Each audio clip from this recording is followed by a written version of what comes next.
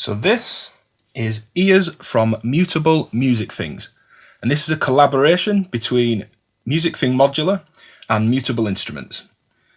This is an improved new version of the Music Thing Modular Mikrophonie. We have an input, which is high impedance, with lots of gain with a level controlled on this pot, perfect for plugging in guitars, external contact mics, line-ins from your DAW and your sound card, drum machines, or any other bit of gear. I've had no issues getting enough level and a good signal from anything that I've plugged in. That is then output from the output, as you'd guess, but without using the input, the output is derived from a contact mic under this panel, and you might be able to hear it on the vocal mic, this surface that we can scratch and tap and play and excite and get a signal from, in the same way that we did on the original Mikrophonie. We've got two new additions, a CV output on the envelope follower, and we can see the activity of the envelope follower on the middle LED, and I'll zoom in and get a shot of that. We do have jumpers to change the settings of this, which I'll look at later in the video, and we also get a gate output, again derived from either the contact mic or the input, and we can see the activity of the gate on the right hand red LED. The left hand red LED just shows us if we're overloading the circuit. So super simple way to understand what this is doing. I'll patch the audio output into the external input of elements and use the audio generated from this contact mic that I'm just going to play and scratch to excite the resonator on elements.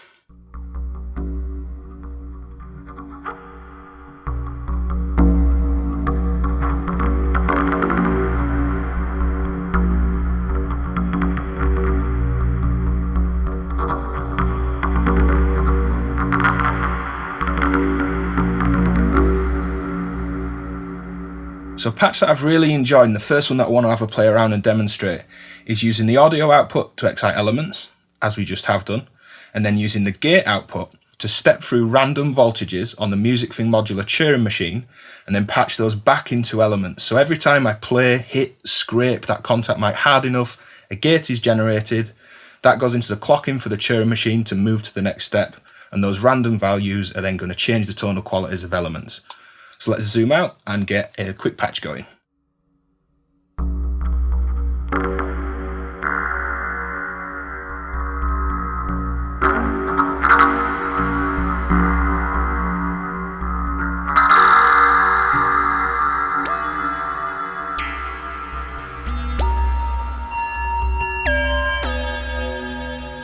So you can see that if I'm not scraping or tapping hard enough, I'm not generating a gate, and then the tones aren't changing in this patch. But when I do,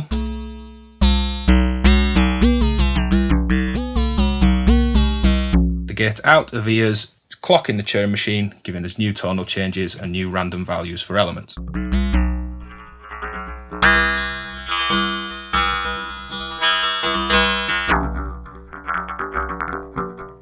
Because Elements has the external input to just excite the resonator, but it's got its own impulse and noise generator section, I like triggering and gating the impulse and noise on Elements separate from exciting the resonator just from an external input.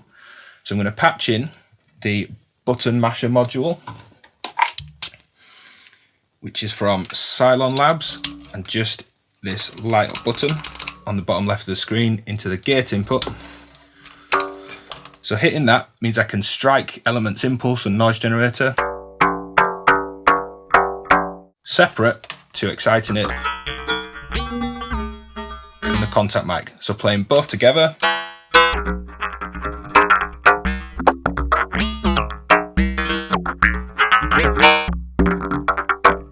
So let's check out some patches that use this exact patch setup, and I'm going to mix in some drums from the Teenage Engineering PO12 pocket operator, which sounds great, and play around with this button masher and this ears contact mic and play around with a few different sounds.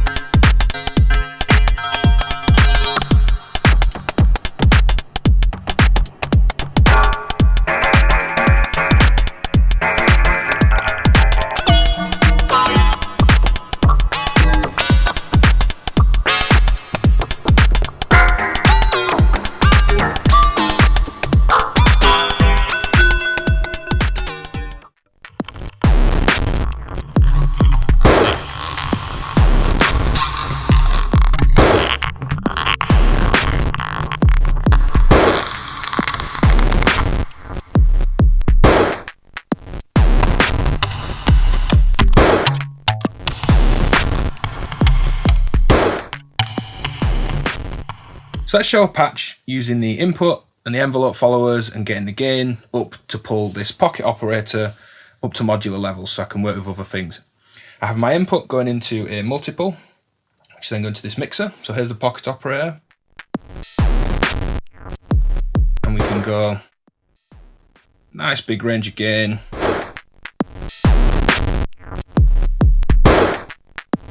You can see the gate and the envelope followers activity. On the second channel of the mixer, I have elements, which just has an offset into the gate input, so it's droning away. Now I can use the envelope follower to actually excite and change parts of elements, so we don't have to use the audio from the drum machine. We could just use it to generate CV. So let's patch the envelope follower out from ears into the geometry on elements. And if I bring some of the drum machine sound back in, you'll hear that that's derived from the audio input.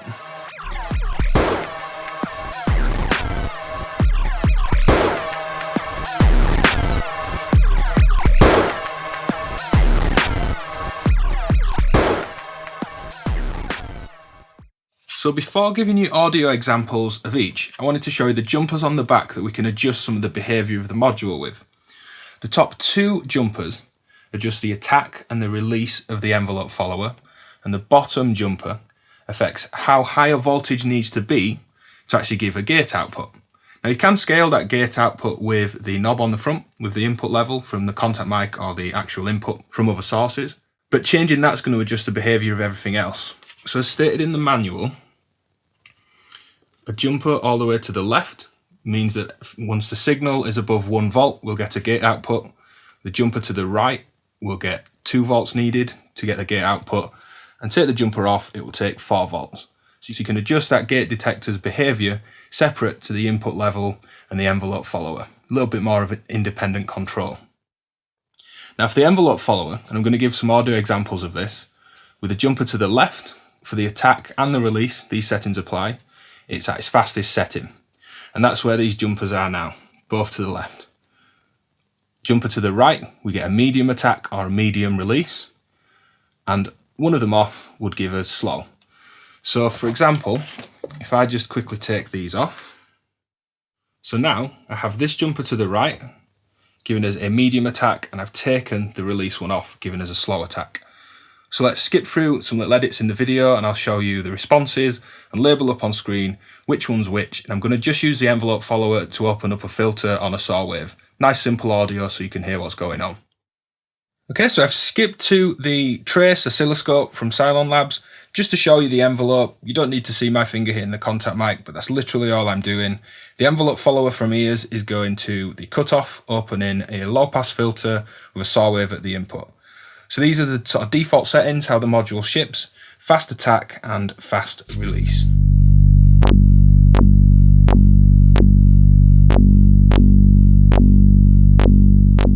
This is a fast attack and a medium release.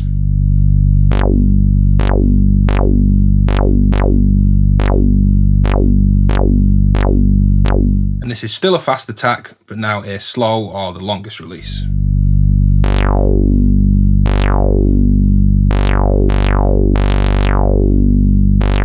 So just back to the start, here's a fast attack and a fast release.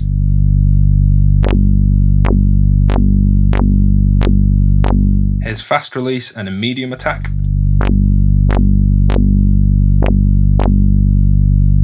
And here's the slowest attack, still a fast release.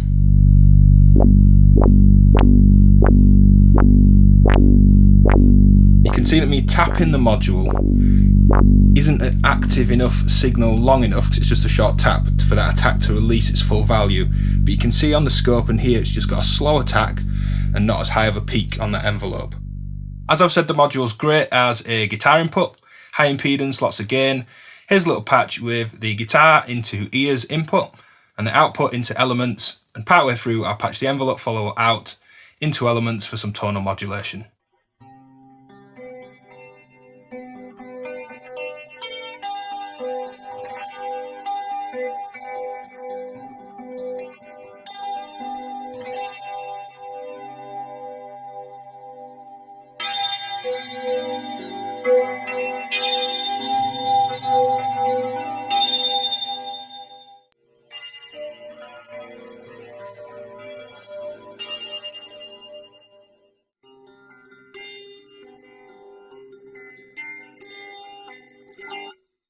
So for this final patch, I just wanted to demonstrate some of the scratching and scraping type sounds and some of the fun that you can have with the onboard contact mic. Unfortunately, I don't have an external contact mic where I could use that as the input to ears and put it on something like a cymbal and bowl the cymbal, striking different bits of material. It's a really fun way of getting different sound effects. So let's stick with ears and scrape around and create some patches with elements. Again, using the gate to step through the Music Thing Modular Turing machine. And I've got the envelope follower out into the trace module at the bottom of the screen, so you can see a little bit of this activity coming from that.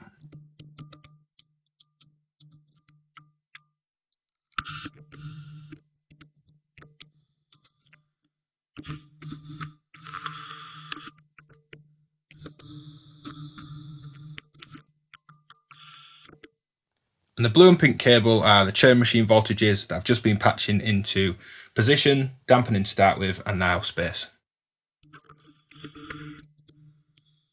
So depending on the Turing machine's voltage, a scrape might leave us with a high voltage that is opening up space, giving us the reverb, or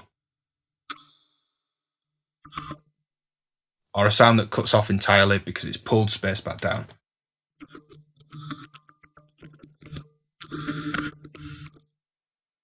Let's bring in an electric toothbrush for a little bit of fun with that contact mic and a different way of working. Again, this would be perfect with an external contact mic on different devices, using vibrating things like an electric toothbrush or other devices to create these textures and sonic landscapes. Make sure you rinse the toothbrush first because you don't want toothpaste all over your modular, and wash it afterwards because you don't want to taste contact mic in the morning either.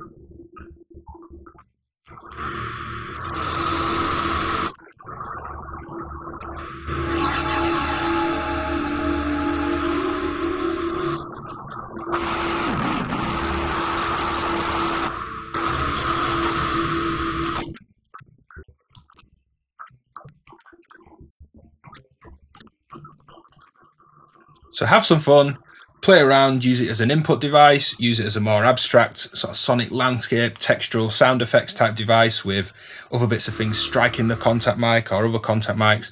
It's a really fun, really useful module. And you can plug a guitar straight in and get it right up to modular levels as well. Perfect little device. Hit like and subscribe for more videos every week, and check the Patreon link in the description to see how you can support my channel.